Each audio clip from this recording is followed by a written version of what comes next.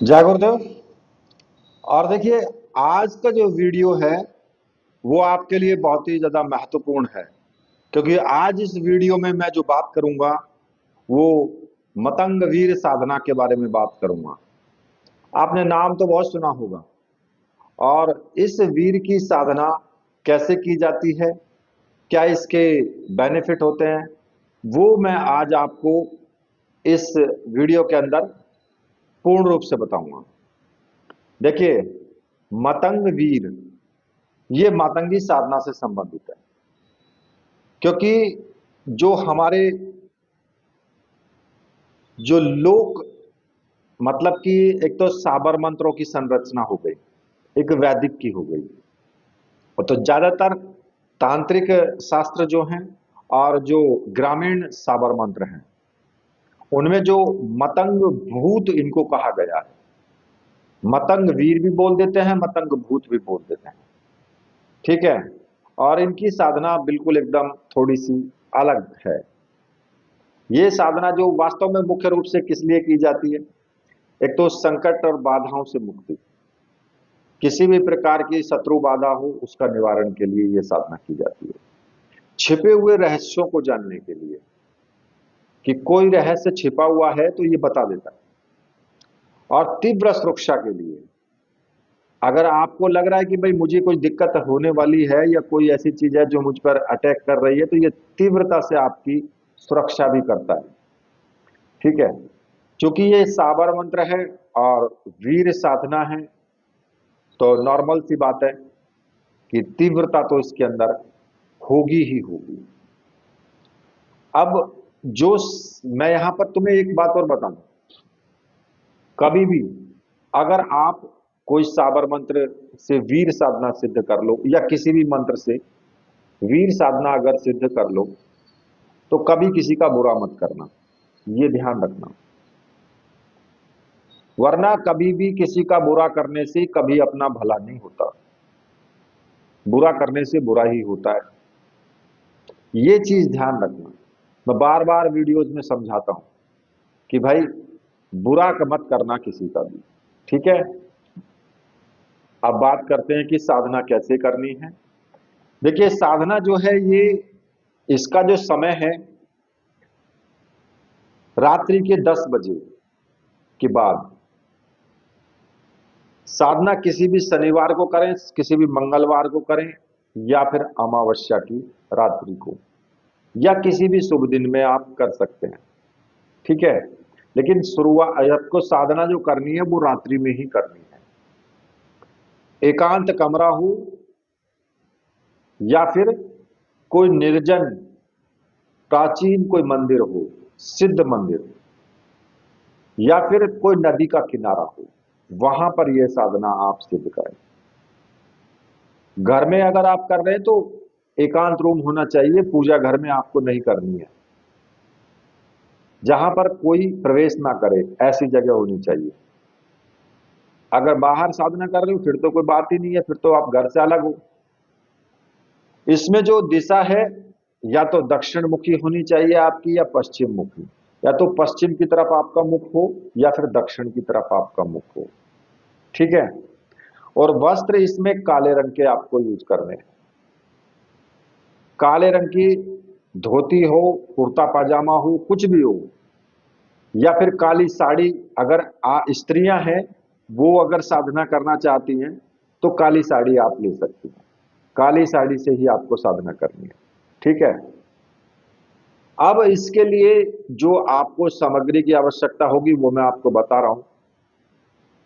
देखिए, इसके लिए जो सामग्री होगी, एक वीर यंत्र, रक्षा माला, और एक जाप के लिए माला। ठीक है। और ये तीनों सामग्रियां मंत्र सिद्ध और प्राण प्रतिष्ठा युक्त तो होनी चाहिए। और देखिए, ऐसी सामग्री अगर आपको चाहिए तो मैंने व्हाट्सएप नंबर वीडियो में दिया हुआ है, आप वहां से मुझे व्हाट्सएप करके और वो सामग्री आप प्राप्त कर सकते हैं। अब जब आपको सामग्री प्राप्त हो जाएगी तो इसके अलावा थोड़े से चावल ले लें, और थोड़ा जल ले लें, पुष्प ले लें, भोग के लिए 5 बतासे, और एक नारियल पानी वाला होना चाहिए, वो आप जरूर लें। ठीक है। दीपक इसमें तेल का जलेगा, सरसों के तेल का बड़ा दीपक हो। और जो चौकी है, चौकी पर काले रंग का कपड़ा बिछा होना चाहिए। गूगल या लोबान की धूप बत्ती अगरबत्ती जो भी है वो होनी चाहिए। और मिट्टी या तांबे का कोई भी पात्र हो, उसमें शुद्ध जल मैंने आपको बता ही दिया है, वो होना चाहिए। स्नान आदि करके 10 बजे के बाद में या तो कमरे में एंट्री कर लें, या बाहर साधना कर रहे हैं तो वहां अपने हिसाब से आप देख लें। ठीक है। सुरक्षित जगह होनी चाहिए, मेरे कहने का मतलब ये है। अब आपको क्या करना है कि सारी सामग्री जो भी आपकी है, उस सामग्री को अपने घेरे के अंदर आपको रखना है। सबसे पहले आपको घेरा लगाना है, चारों तरफ से चाकू से या कील से या जैसे भी आप घेरा लगाते हैं, सुरक्षा घेरे का इस्तेमाल आपको करना है। सुरक्षा घेरे के इस्तेमाल में किसी भी देवी देवता का मंत्र हो, सब चलता है। हनुमान जी का भी आप लगा सकते हैं, भैरव जी का भी आप लगा सकते हैं। और इनके लिए तो मैंने वीडियोज बहुत सारे दिए हुए हैं, जो भी आपने सिद्ध कर रखा हो उससे आप घेरा लगा लें। सामग्री सारी घेरे के अंदर होनी चाहिए, बाहर कुछ नहीं होना चाहिए। और जब तक साधना करें तब तक घेरे के अंदर रहना है, बस ये ध्यान जरूर रखना है। ठीक है। अब आपको क्या करना है कि चौकी पर जो कपड़ा बिछा करके दीपक वगैरह जला करके और अपने गुरु जी की तस्वीर जरूर रखें, अपने इष्ट की तस्वीर रखें, और आपको पूजन शुरू कर देना है। सबसे पहले आपको अपने गुरु का पूजन करना है। यंत्र एक चौकी पर वहीं पर रख लें, अपना जो यंत्र है, और रक्षामाला को गले में धारण कर लें। और आपको क्या करना है कि सबसे पहले गुरु का पूजन आपको करना है। गुरु जी को आप सिंदूर का टीका लगाएं, पुष्प चढ़ाएं, धूप दीप दिखाएं, और गुरुदेव से प्रार्थना करें कि मैं ये मतंग वीर साधना करने जा रहा हूं और इस साधना में मुझे पूर्ण रूप से सफलता मिले। मुझे आज्ञा दीजिए, आशीर्वाद दीजिए और आज्ञा प्रदान कीजिए। और मन ही मन आज्ञा लेकर के अपने गुरु मंत्र का एक माला का जाप आप जरूर करें। ठीक है। अब जो भी आपका गुरु मंत्र है, अगर गुरु मंत्र आपका, मान लिया कि आपने डॉक्टर नारायण दत्त श्रीमाली जी को गुरु माना है, तो फिर आप ओम परम तत्वाय नारायणाय गुरुभ्यो नमः इस मंत्र का जाप करें। अगर आपने भगवान शिव को गुरु माना है तो ओम नमः शिवाय इस मंत्र का आप जाप करें। गुरुदेव का पूजन हो गया, अपने इष्ट का पूजन कर लें, जो भी आपके इष्ट हैं, और उनका ध्यान करें। 5 मिनट उनका भी ध्यान करके मंत्र जाप कर लें। वो तो आपके ऊपर ऊपर डिपेंड करता है कि भाई आपके कौन इष्ट है और किनका आपको जाप करना है। ठीक है। अब आपको इसके बाद क्या करना है कि मैंने आपको पहले भी बताया कि अगर कोई साबर मंत्र है तो साबर मंत्र में सरलता से सिद्ध हो जाए, उसके लिए सर्वार्थ साधक साबर मंत्र का जाप 21 बार जरूर होना चाहिए। मैं आपको बता रहा हूं मंत्र। गुरु सठ गुरु है वीर, गुरु साहब सुमरो बड़ी भात, सिंगी टोरो वन कहो मन्नाव करतार, सकल गुरुन का हर बजे घट्टा पकड़ उठ जाग, चेत संभार श्री परमहंस। 21 बार जरूर जाप करना है और प्रतिदिन करना है इतना काम। ठीक है। अब इसके बाद जो वीर है, वीर यंत्र है, उसका पूजन आपको करना है।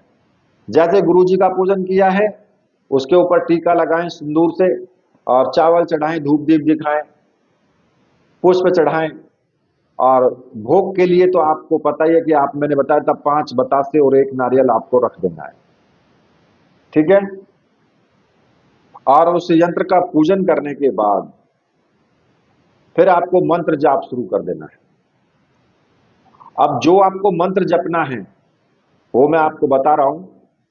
ओम नमो मतंग वीर, हाथ में लाठी, गले में जंजीर, दुष्टों को बांधो, शत्रु को पछाड़ो, मेरी रक्षा करो, शब्द साचा, पिंड कांचा, फ्रू मंत्र, ईश्वर वाचा।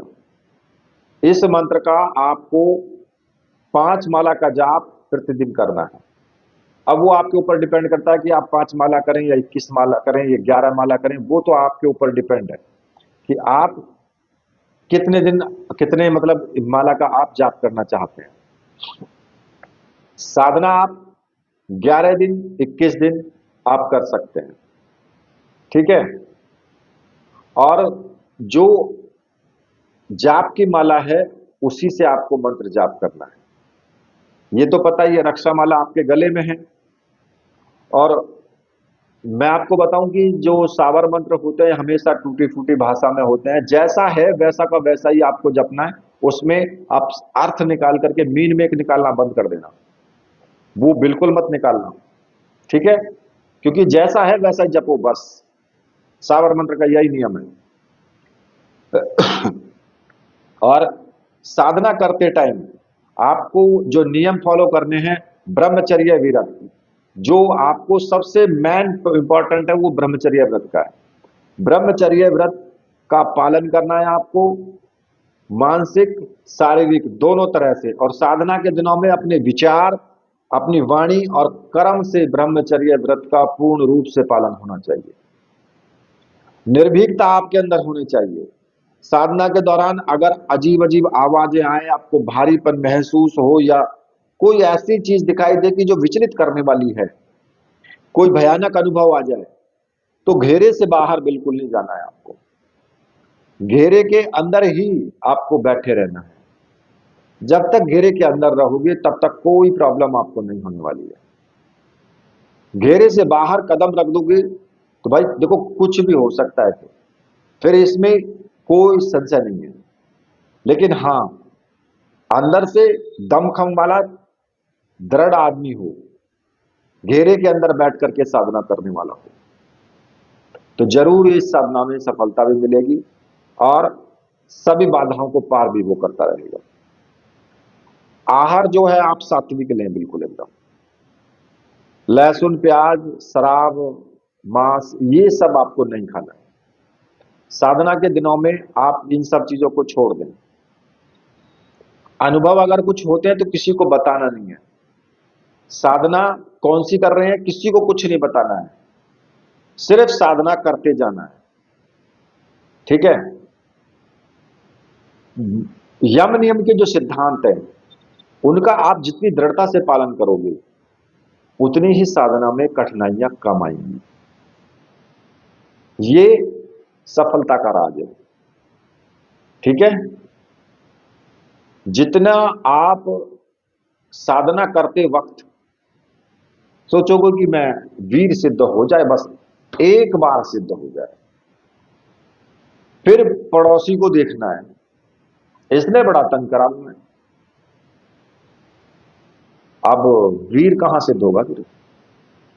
फिर तो वीर हो गया सिद्ध। क्यों? क्योंकि पहले ही विचार हो गए ना गलत। वो बाद की बात है, एक बार सिद्धि हो जाए वो बाद की बात है कि भैया फिर वीर क्या करेगा या आप क्या करोगे, ठीक है ना। लेकिन पहले से पहले ही ख्याली पुलाव बनाना वो ठीक नहीं होता है, साधना हो ही नहीं पाएगी फिर ढंग से। इस चीज का जरूर ध्यान रखना, ठीक है। प्रतिदिन आपको साधना करनी है ऐसे ही 11 दिन या 21 दिन लगातार, जब तक आपके सामने ना आ जाए, ठीक है। अगर सामने आ जाए तो वचन ले लेना है, वचन लेने के बाद साधना पूर्ण रूप से सिद्ध मानी जाती है। अगर वचन सामने ना आए, अप्रत्यक्ष रूप से भी सिद्ध हो जाए, तो फिर आपको क्या करना होता है कि आप इसी प्रकार से वीर को भोग देंगे, पूजन करेंगे, इसी प्रकार से 5 माला 11 माला का जाप करेंगे और अपनी समस्या बोल देंगे कि मेरी ये समस्या आपको हल करनी है, ठीक है। वीर करेगा। ये अप्रत्यक्ष सिद्धि जब होती है तब आपको इस प्रकार का प्रयोग करना है, चाहे वो आपकी समस्या कोई भी हो, सभी समस्याओं का हल करेगा वो। अगर कुछ रहस्यों को जानना है तो उनको भी बताएगा, चाहे वो सपने में बताए कैसे भी बताए, वो भी आपको बताएगा। देखिए, जब साधना आपकी पूर्ण हो जाए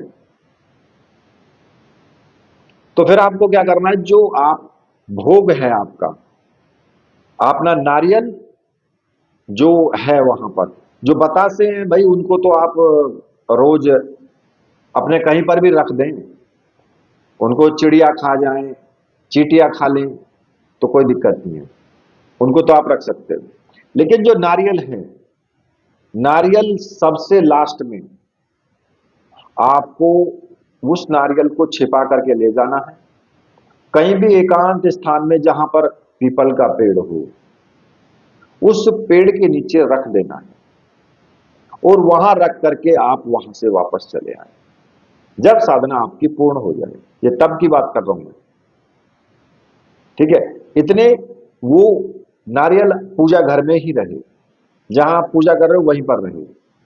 और अगर साधना आप बाहर कर रहे हो ना, जंगल में, नदी के किनारे, तो भाई वहां पर आपको ध्यान रखना है। तो मान लिया कि जंगल में कोई कमरा है, तो वहां बहुत अच्छी बात है, वहां आप बैठ करके साधना कर सकते हो। नदी के किनारे कर रहे हो, तो फिर वहां पर आपको ऐसी जगह ढूंढनी है कि जहां पर आपकी रखी हुई सामग्री में कोई दिक्कत ना आए, ठीक है। तो प्रतिदिन आपको इसी प्रकार से साधना करनी है। अब साधना तो मैंने पूर्ण रूप से बता दी, अब मुझे आज्ञा दो भाई, मैं भी तो कुछ काम तो देख लूं। ठीक है, फिर इसी के साथ अब मैं वीडियो को यही समाप्त करता हूं। मेरे साथ बोलिए, बोलिए वीर बजरंगबली हनुमान जी महाराज की जय। बोलिए मेरे परमहंस गुरुदेव की जय।